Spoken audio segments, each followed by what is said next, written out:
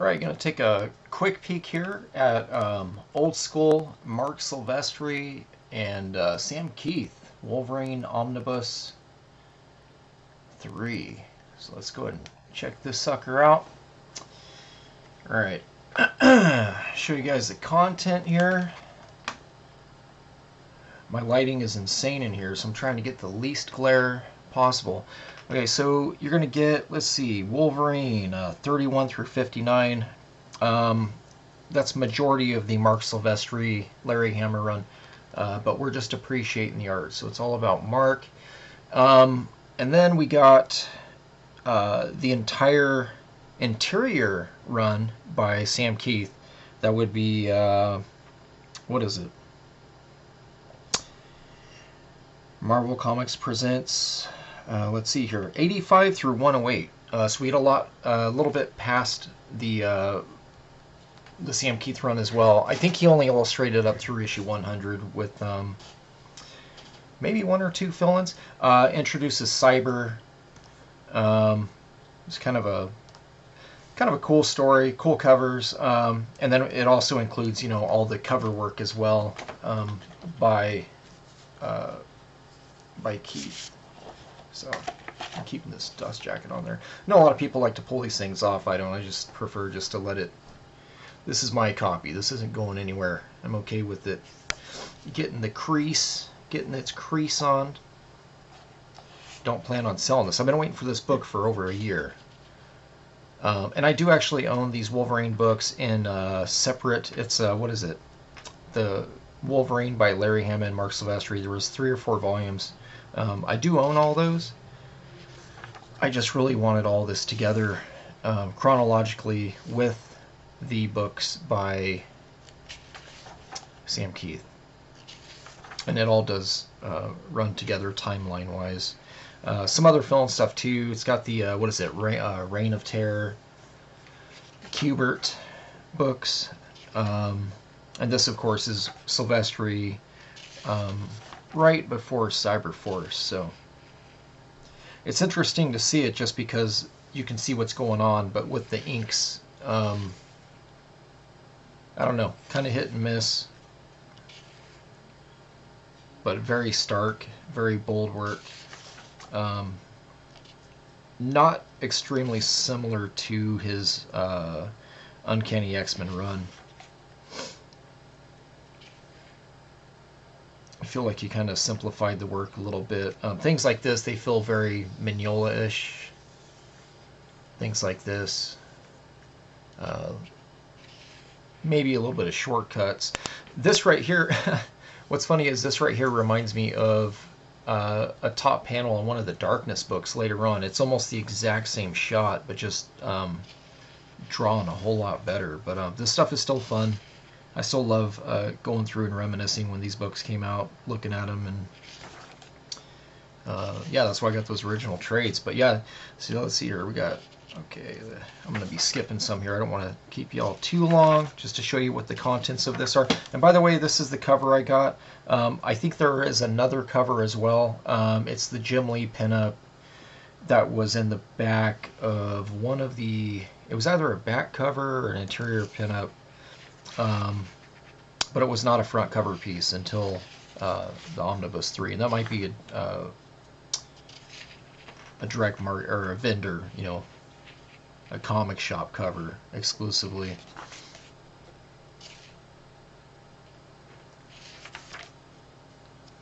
Yeah, see, man, this feels like, I swear I saw that in what is that Hulk Asunder book. This feels like one of the panels in there too.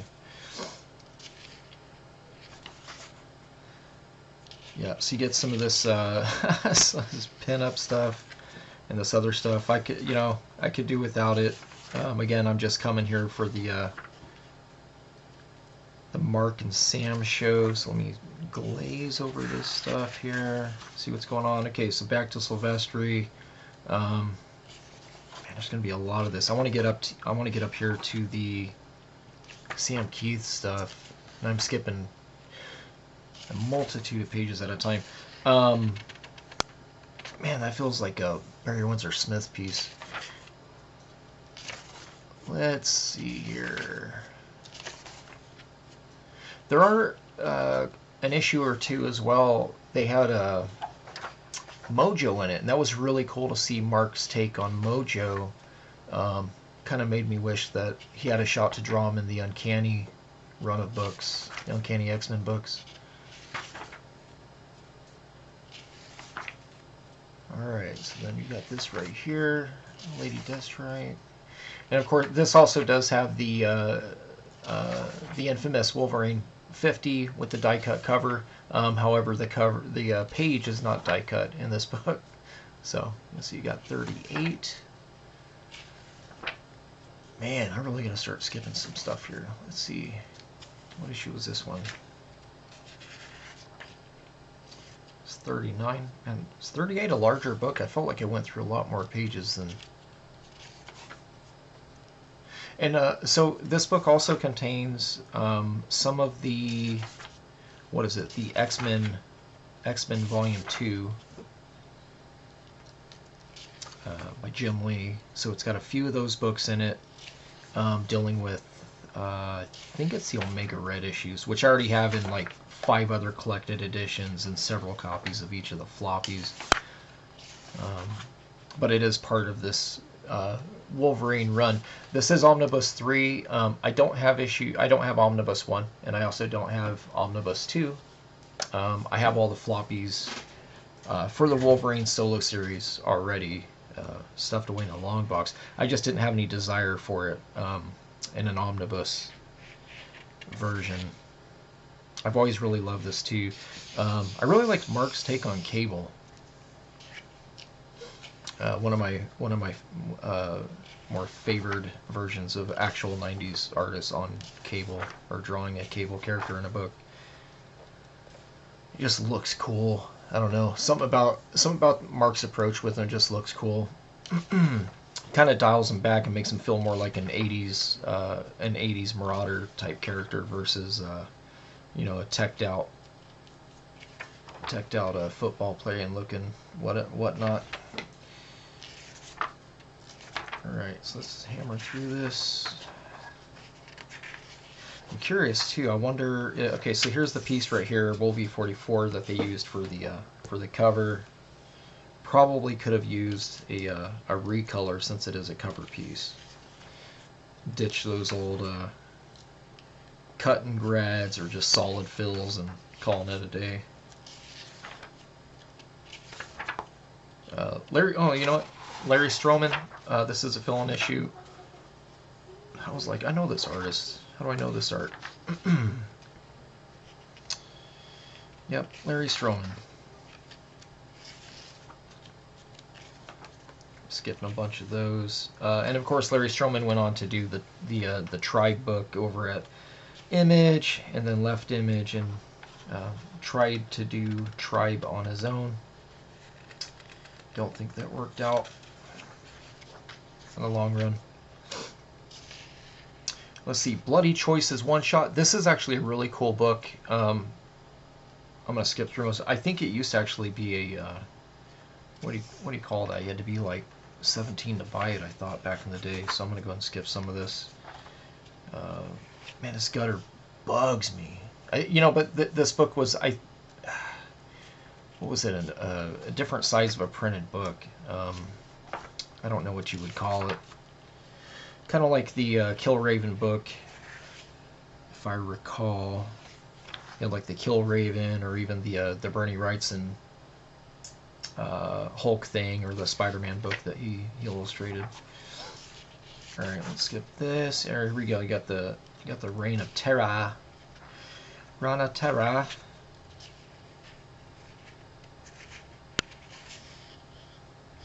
Andy Kubert art.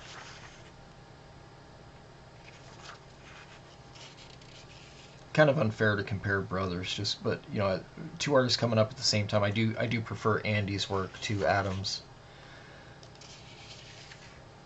Way back in the day, Andy was doing illustration work, and Adam was doing either like he's doing inks, but I know he also provided colors, which were Similar, you know what? Hell, I didn't even look at that. I wonder if Adam did the coloring on this, because kind of had a Len Varley feel to it. That hand colored. No, it's not. Sherilyn Van Valkenburg. That is not Adam Kubert. All right. But I dig this kind of coloring. At some point, I might actually do a book this route.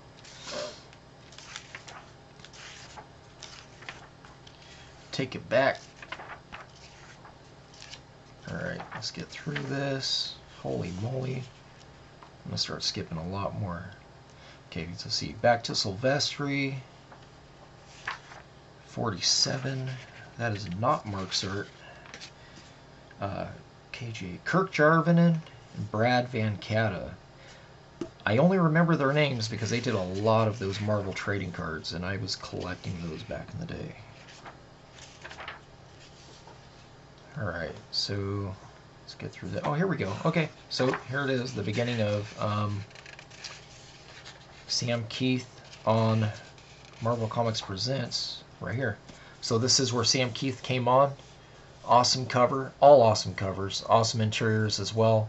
I put this artwork up there with the Max series, and he essentially came off of this and went straight onto the Max. He continued to do covers for MCP, but interiors, I'm pretty sure this is all that he had done for Marvel interiors wise from this book forward in time. He did other stuff like Hulk fill-in, and there was a few other things that he had illustrated. Yeah, so this stuff is awesome, man. Like, this is what it's all about. And I do have a trade paperback of this, too. I think it's called, what was it called? Blood something.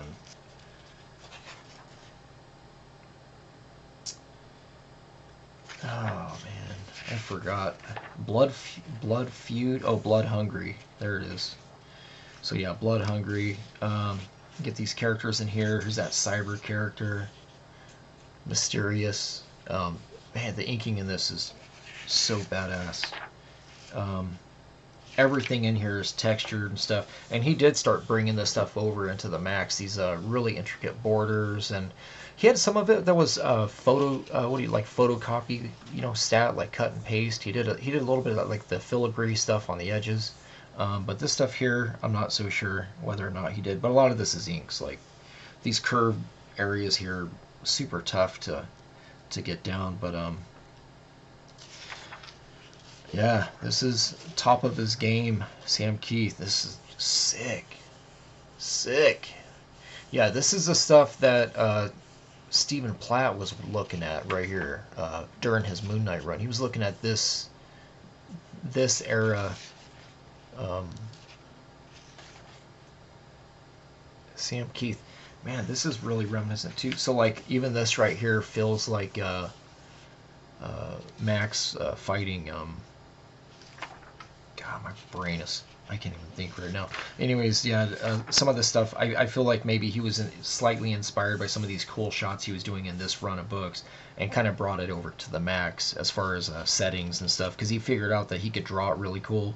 And then that's what a lot of us do. We figure out we can draw something pretty decent. Even this shot, this is a Max shot too. So see it here first is Wolverine.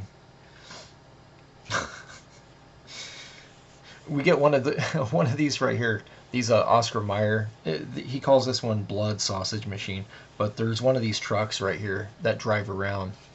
I see it pretty often actually. Should throw it up on like Instagram or Snapchat or something next time I see it. Yeah, so Sam also does something here too. Once in a while he will do stuff that's a little abstract, where there's not even really an indicator line, so the colorist is playing the guessing game, like where does it start, where does it end. But he's more concerned about just the line art having, his aesthetic. This was a trippy issue too. Having to draw this stuff stretchy, and this is the kind of thing you would do in Photoshop, like warp tool and zigzag and wave filters. But he did it in lines. He was thinking outside the box. It's goofy as hell. It's I kind of dig it though.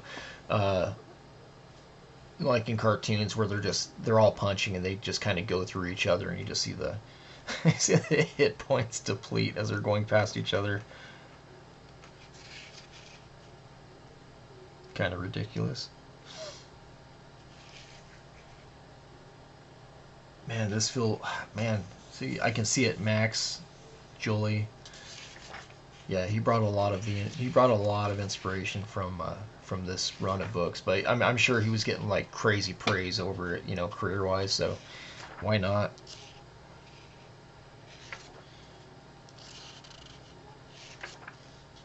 This would be a really cool run to get like a artist or an artifact edition of as well.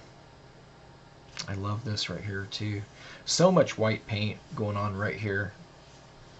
I'd seen a few of Max's. I've seen a few of Sam Kieth's original paintings back in the day, and he would kind of do this thing. I'm pretty sure I know what he was doing. If this was in color and it was like a watercolor wash or acrylic or whatnot, he would use whiteout as sort of like he would cut like whiteout in water, like straight up whiteout or white paint, and then kind of apply it in a more pastel-y sort of dry brush approach. And you can see he does that a little bit here with the dry brush inking as well. So I think he's a fan of that whole like that scattered dot line you can get going across a toothy surface, you know. And it works for his style too, because he has so many just different tick lines and stuff that he adds in on all the features, and I think that's really a strength. When he gets real clean in areas like this, it's not as appealing. Not to my eye, at least. It's crazy. This is so good. But yeah, man, this stuff here, it still, I don't know, still holds up. If this was coming out today, I mean, it would still be taking my money. All right, let's skip a little bit here. I've always loved that panel. All right, so I think that's it for Sam. Yeah, so we just went through, I don't know, 5 or 6 issues of content there of Sam on Marvel Comics Presents. And what this omnibus does is it kind of skips. Oh, here we go. You get an art to bear, a double page. And that's the thing, too, guys, just so you know, too, if there was a gallery or a pinup piece in that issue, they also include it behind it. Like there are some, I'm passing them up, but there's some Mignola pinups in here, some Capullo stuff, too, if I remember right. But, yeah, this is a pretty healthy amount of Kieth right here, and I feel like my trade paperback's actually thinner than this. So it's from here to here. That's the interior content of Sam, so I don't know, probably 70 to 90 pages is quite a bit. And then you get this goofy nonsense. Alright. I'm going to skip all this. I'm kind of interested to see where else it goes. Okay, and then you still get the Sam Kieth covers. I think there were some other fill-in artists that kind of caught my eye. You get a... This is cool. This is was a Wolverine panel that he flipped into a cover. So it's after John Byrne and Terry Austin. So that's a homage cover by Sam. Here we go. Okay, so then we jump up MCP 99, get to issue 100, and this thing had a flip cover. The front was one version like this, and if I remember right, when you flip the book over, he's getting the one up. So on this one, Wolverine's pushing him up into the logo and like hurting Ghost Rider, and on the next one, I think Wolverine is squashed, and Ghost Rider's like, you know, above him. So it was kind of a cool little concept they did. So you get a Doctor Doom Nightmare story here. Yeah, here it is right here. Just talking about it. So see that? So this was the back cover of the original issue, and this was the front. I got 2 or 3 copies of that when it came out from Cassaday Comics, Atwater, California, way back. Yeah, so and this stuff here is fun. there is a little bit of weirdness in some of the line art. Like some stuff he's really, really dialed in, and then other stuff it feels like he kind of just wanted to get the book done, possibly. Yeah, so I love this design. I love the horse. You know, obviously, very obviously, Bernie Wrightson, Frank Frazetta, big time going on with this stuff. Maybe a little bit of Simon Bisley as well. This right here has always felt to me like that DVD cover, or the VHS, at the time it was a VHS, the VHS cover to Bashki's Wizards, the film, the animated movie. Yeah, so you get to see a bunch of craziness. I really like the drapery of this right here, and it just panel breaking, and it just kind of flows right through here.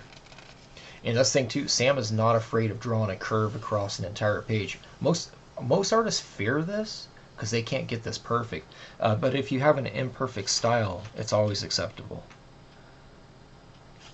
Ghost Rider's kind of cool too. I've never really cared for the flames, the way he does the flames. They feel very paper mache. But I do like the skull stuff and the rendering that he did. And here's more of that right there, that warp tool, you know, you would do in Adobe.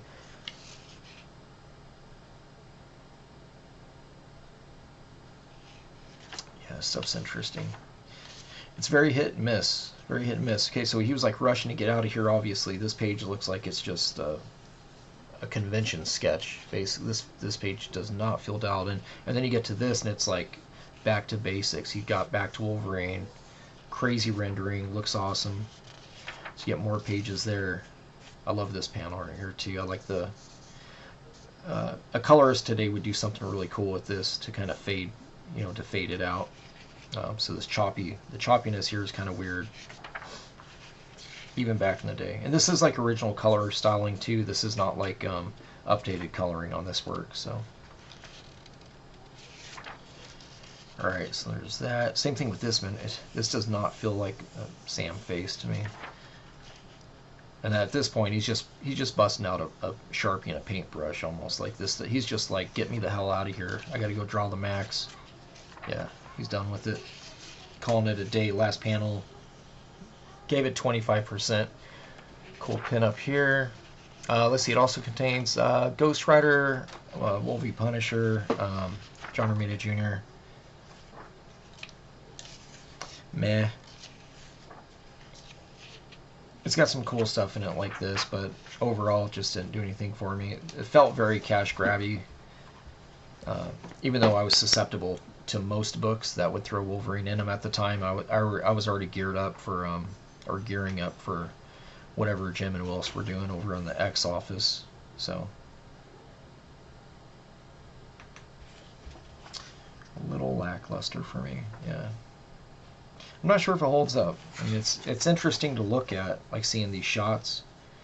But I don't know. I feel like it was that in-between style phase for Romita Jr. And then we go back, so 48, 49, 50 with Silvestri. And these are all like big level ups on the art too. 48 and 49, you can see the him really dialing into the Jim Lee style. And then 50, he's just all in. Like 50 is basically kind of what he brings to the table. Instead, like I said, see, it looks die cut. It's funny because they even have the shadow. Anyways, this is flat. It's not die cut. The original copy of this, though, this is actually cut out of the book right here. And it's like a card. It's more of a cardstock cover. So, yeah. And that's the artwork that would be underneath of it right there. When you open it, it would just be nothing here. So yeah, this right here is like basically what you're gonna get in Cyberforce #1 artistically. So from here on, I feel like this video's gone way too long. All right, so you got Shiva. Let me see what else is going on here. Oh, here it is. Okay, so into 50, you get some pinups. Okay, you get the Bill Sienkiewicz. Very awesome piece. And then this is that Jim Lee piece I was saying. I'm pretty sure this is the cover. I think this is the cover option for the reteller variant of this book. And then X-Men. Oh, we're going to skip this. got too much X-Men videos already. My daughter tells me, Dad, you have too much X-Men. I have an entire like shelving system dedicated to collections and hardcovers and everything else. So yeah, this stuff, we're gonna pass it up. So what is it, X-Men 4? So I think it's probably 4, 5, and 6.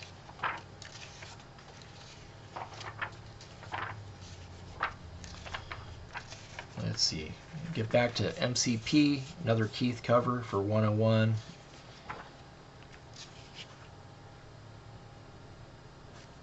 You get Nightcrawler coming in the mix. Let's see here. They should have did something with these, by the way. These are just like placeholders because they didn't have it. They needed the pages to align with double page spreads. 104, man, like they should. Marvel, commission someone for that.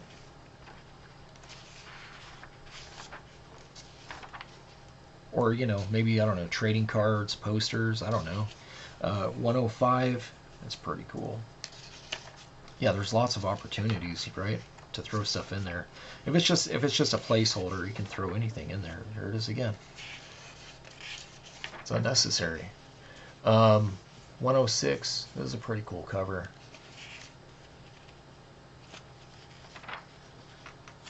I don't even know who that artist is. I'm not going to research it either. So at this point, you see how short this is. What they're doing is on the Marvel Comics Presents is an anthology series. They're only pulling the very short sections that are Wolverine. The remainder might be, I don't know, like a name or a story or whatnot. 107. Always like this cover too. Take the layout. Let's see here. 108.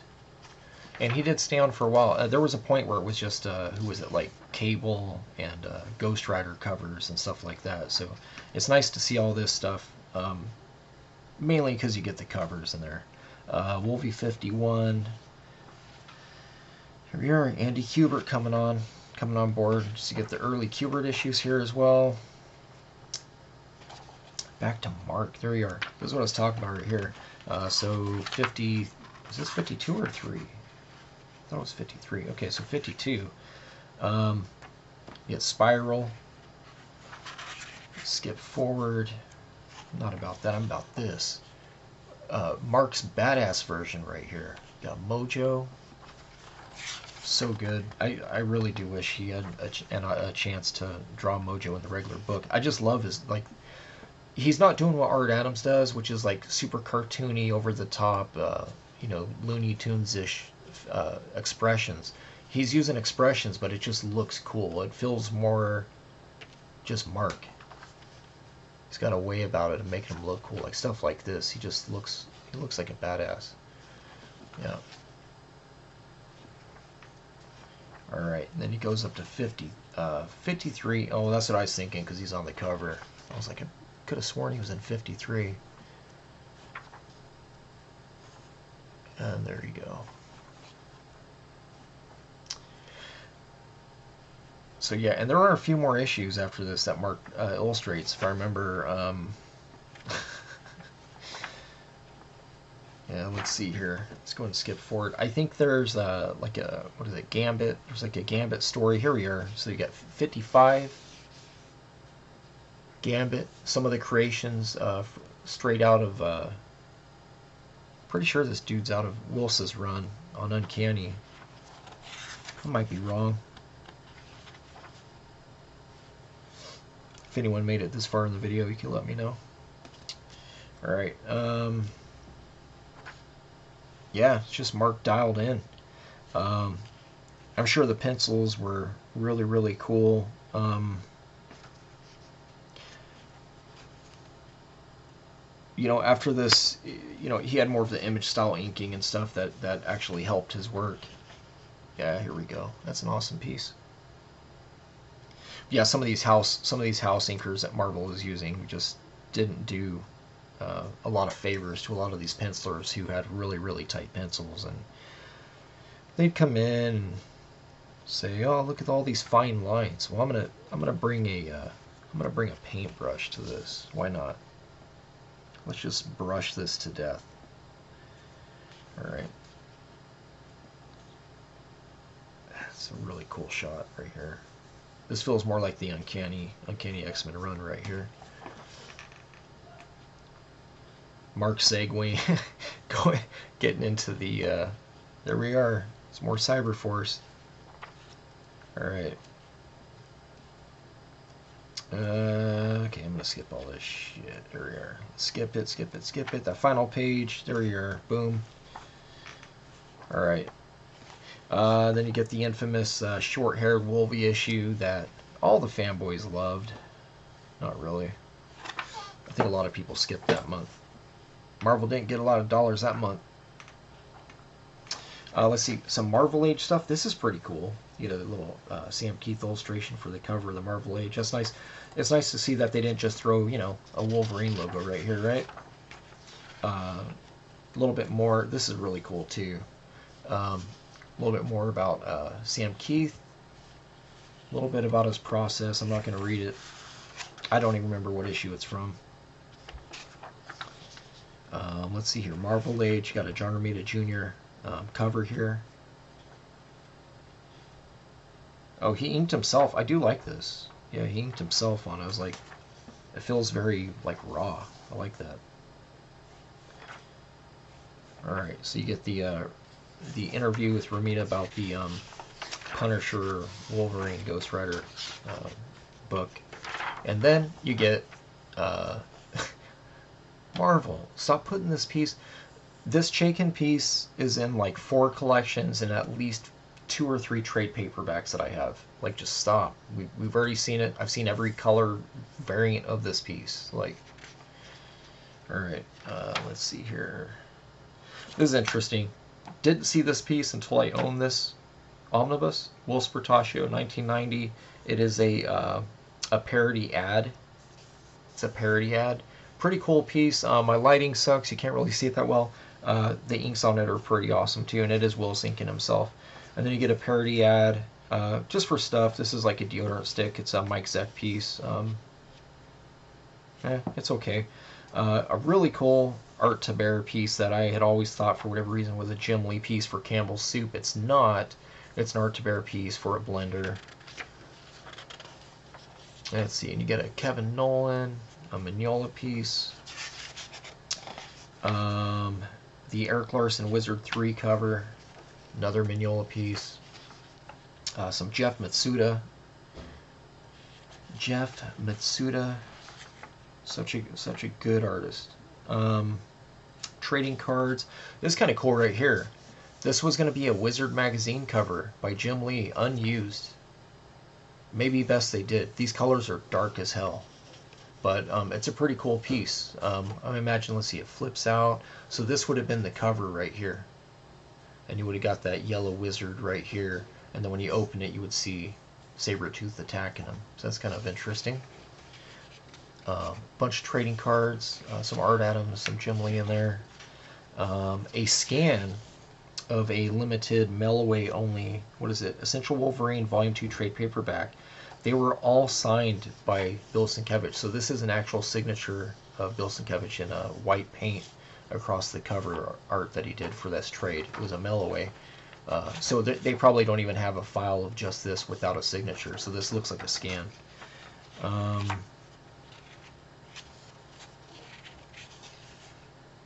Adam Kubert with Bat and Liquid. You get a Art Adams piece. I think this was on a Campbell's Soup can. This is the cover to the trade paperback I have right here, Blood Hungry. So this collects all of Sam's stuff in it, but it does not, if I remember right, it doesn't have a gallery of like the cover stuff. I'll have to go back and look at that. Let's see, some other variant stuff going on here.